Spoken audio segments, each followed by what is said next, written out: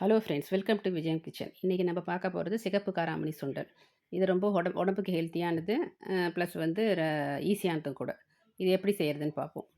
அ 2 tumbler காராமணி பயிர் எடுத்து ஒரு 5 மணி நேரம் 6 மணி நேரம் ஊற வைங்க.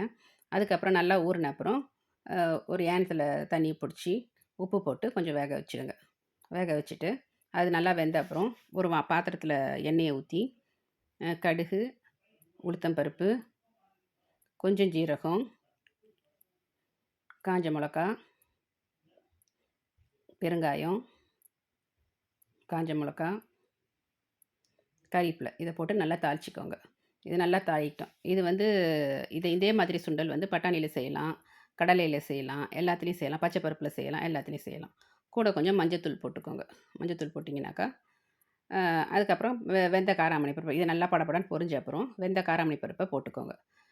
கூடவே இது செஞ்சு முடிச்ச அப்புறம் நீங்கள் டாப்பிங்ஸ் வந்து கொஞ்சம் வெங்காயம், கேரட்டு, கொஞ்சம் கொத்தமல்லி அரிஞ்சு அது மேலே போட்டு சாப்பிட்டிங்கன்னா நல்லாயிருக்கும். இது ரொம்ப ஈஸியானது, ஹெல்த்தியானது கூட. பசங்களுக்கு சாயந்தரத்தில டிஃபன் பாக்ஸில கட்டி குடுத்தும் அனுப்பலாம். சாயந்தரத்தில வந்தாங்கனாக்கா, குடுக்கறதுக்கும் ஈஸியா இருக்கும். விருந்தாளிங்க வந்தாலும் ஹெல்த்தியா சாப்பாடு குடுக்கறதுக்கு நல்லாயிருக்கும். ரொம்ப ரொம்ப ஈஸி. ஊற வைக்கிற நேரம் தான் கொஞ்சம் அதிகம்.